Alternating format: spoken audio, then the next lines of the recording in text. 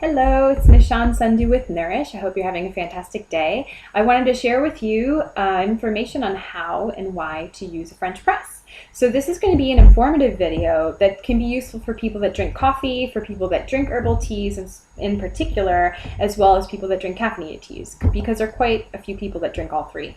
And along the way, I'm going to give you an herbal recipe and then kind of an interesting way to make coffee as well.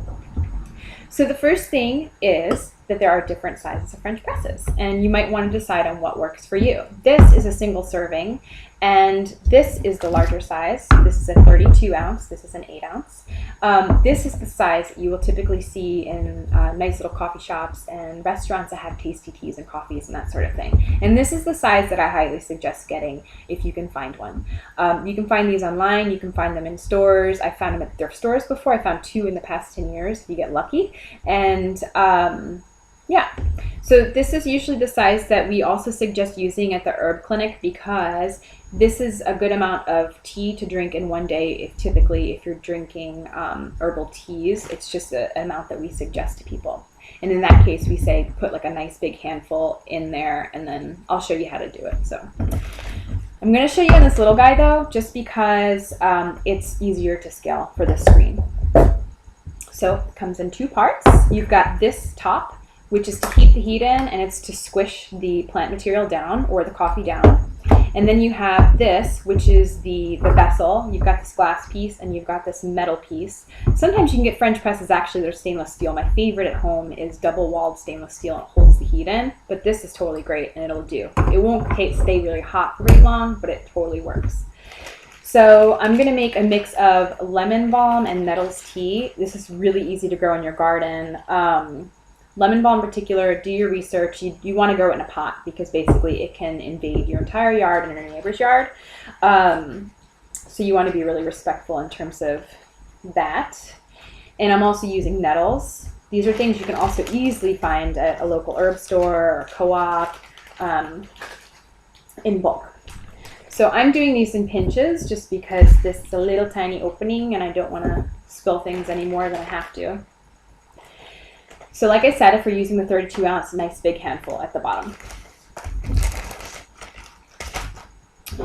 So what you do is you have this like this, you get your water boiling, and I love to use electric kettles because I'm notorious for burning pots on the stove.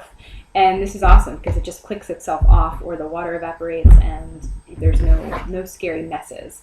Same thing with this. If you're making teas and you're using your French press, you have less likely to burn anything because it's steeping here as opposed to being over an open flame. So you pour the water over it. I like to spin mine. I don't know if it's for fun or what. I just, somewhere in my mind, think the herbs are getting covered more efficiently, which they're going to get squished down anyway. Maybe I just want to make noise.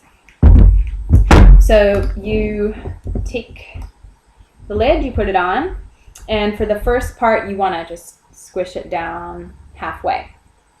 That just gets the herbs covered in water more thoroughly. And you can see the top of it's a little bit more brown, you might be able to see, and that's a little bit more clear. So if I was making coffee, or if I was making coffee, I usually do like 5 to 7 minutes. But or a tea, now if you're doing green tea or black tea, obviously you want to look at the directions and do 2 to 3 minutes or whatever. But for herbal teas, I love to do up to 15 minutes. If I don't have time for 15 minutes, I don't. But ideally, you love to soak for 15 minutes. But while I'm waiting for this to steep, I wanted to talk to you, 1, about decoctions, and 2, a couple reasons why you'd want to use a French press. So number 1, my favorite reason is because it's really contained, and that's not really my favorite reason, but it's a really good reason. It's really contained and it's neat, so that when you're done at the end of the day, it's like not messy, and you can just leave it on your counter. You don't have tea stuff sitting everywhere. So for somebody who likes to keep things pretty clean, it's just a really nice option in that sense, as opposed to having a lot more stuff to clean out. When you're done, you just put this in the compost, the herb in the compost, the garbage, whatever you're more comfortable with, and then you just rinse it out. If you're making coffee in it, you might want to wash it out a bit more, just because the smell will be in there. Some people have, 1 for coffee, 1 for tea, just because the aromatics of coffee can be pretty strong.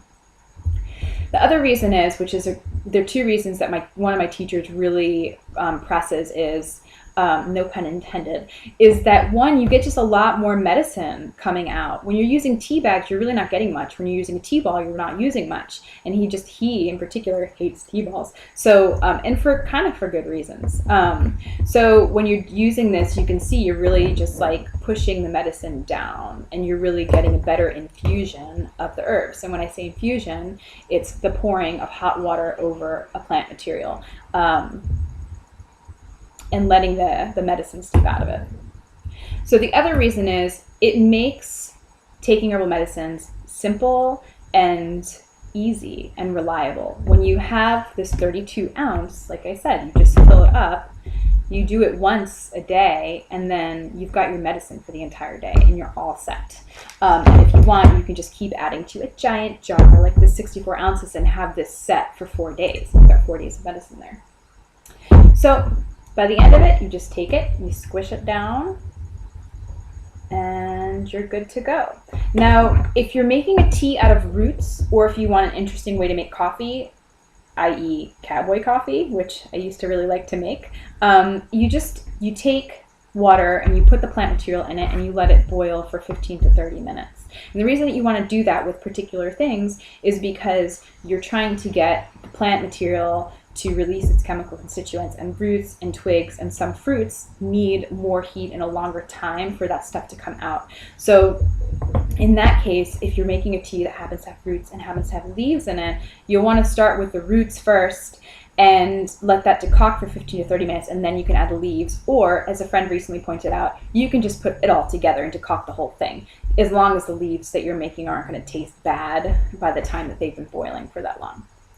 So now the cowboy coffee, you basically do the same thing. You just boil coffee in water for like 15 minutes, and it's just really robust. I think it has a more aromatic, like a heavy aromatic kind of flavor, as you will get similar with a tea. And if you want to make cowboy kitty coffee, you put cream in it, and it's really delicious. So I hope this is helpful for you, and by the time that this is done steeping, you just pour it into your teacup, or if you want, you can put it into a glass, turn it into an iced tea, or like I said, add it to your mason jar.